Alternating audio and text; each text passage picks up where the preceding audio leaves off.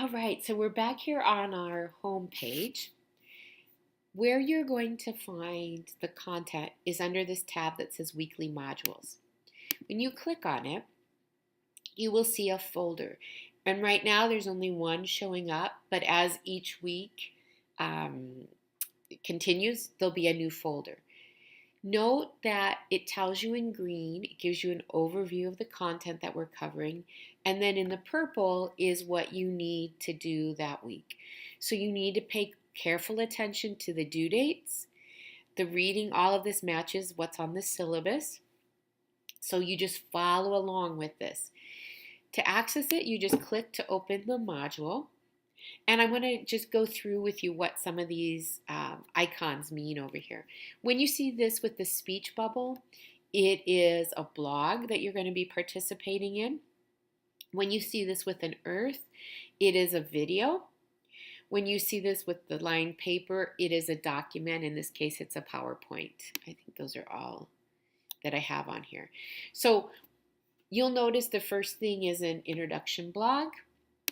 And on the blogs, you can see I have mine posted here. For you to participate, to do your own entry, you just go to create blog entry. For you to respond to somebody else, you just go to comment.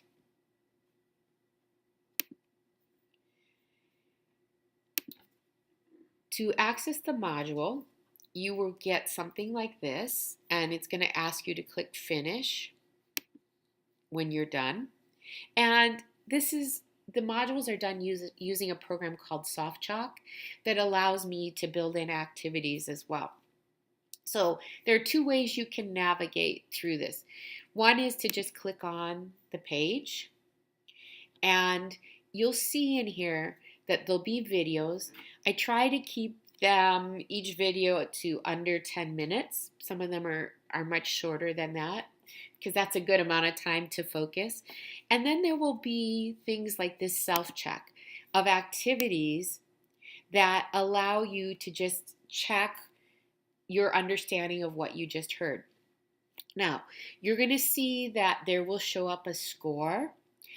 That score is not considered part of your final grade, because this is really just an informal formative assessment to give you feedback in terms of, are you understanding it? If you don't do well on one of these things, go back and rewatch the video. That's one of the beauties of an online class, and see what you missed the first time. So there are different things. There are matching things. There are multiple choice questions, true or false. And so you just go in, do them, and it will give you a score right away. All right, you can go to check answer.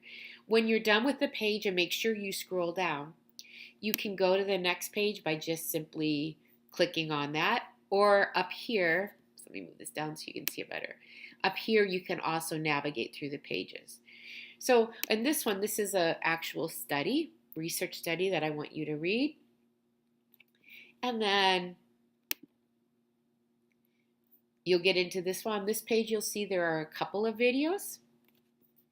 So each page is different. I try to mix it up depending on what the content is. This one has multiple self-check activities. And then notice when you're done, it will say finish. Some of the updated ones I think might not have that. It's just already embedded in there, but this one has that. So that's the module. So you can see it looks like there are maybe like 6 videos in there. If each one tends to be around 10 minutes, that's an hour of content, and then the self-check and the reading of that sample study.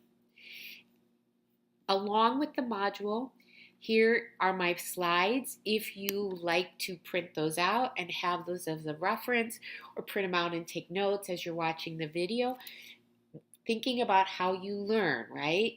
Thinking about what's going to work for you. Then, after you watch the videos, here are a couple more processing blogs. And once again, this is where I'm looking for participation. I don't give individual grades for these, but it's rather, all right, opportunities for you to process the content. And what I ask is that you respond to a couple of other students' postings, and not just good job, but wow, right? Your response made me think of this or that kind of thing. So each week there'll be a variety of different activities like that. So each module is found right there in that weekly modules. This is also where you'll find I'll upload the final exam at the end of the course. Now, written assignments, I have a folder for those 4 key assignments. And when you go in here, you will find some different things. This is an overview video of the assignment. Here is the document that you can use to do this assignment. Here's a sample of what one looks like. And then when you see this ruler and pencil, that is 2 things. That's where you're going to upload your work, and you need to open that up to find the rubric. And that I know is kind of confusing, so let me show you. When you open it up, it shows you the due date, and then right here it says View Rubric. And here, if you scroll down, you can see this is a easier rubric, right? It doesn't have as many things. So this is what I'm looking for. It tells you right there. And then for you to submit, you just go here, browse your computer, please attach things. This can be an Excel spreadsheet or a Word document, but everything else needs to be done as a Word document. And then once you've uploaded it, just click submit. Right? So there's a file for each of those 4 assignments and in order of their due dates. The other thing that you will be participating in are discussion board questions. These are graded in terms of your response and also the feedback that you give to others. Primarily your response, because these are processing activities that are more summative after you've had time to really think through the modules. So these are due throughout the course. They correspond to different content. And in the discussion board questions for you to respond, it's very similar. You just go create a thread and then post your thread right in there, right? So right now they're blank because nobody's posted yet. So those are due throughout the course. Just a couple other things. Groups, there'll be sometimes I'm going to ask you to work with a partner. So after you've watched introductory videos, or if you already know somebody in this class with whom you want to work, just go in and say, okay, let's sign up in group 3.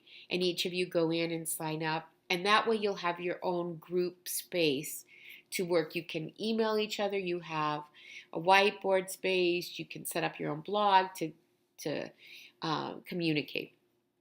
Also, email. You can email me directly. You can email your classmates as well.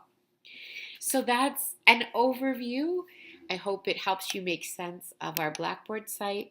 As always, please don't hesitate to ask if there's something that you don't understand. I'm here to help you have a successful experience.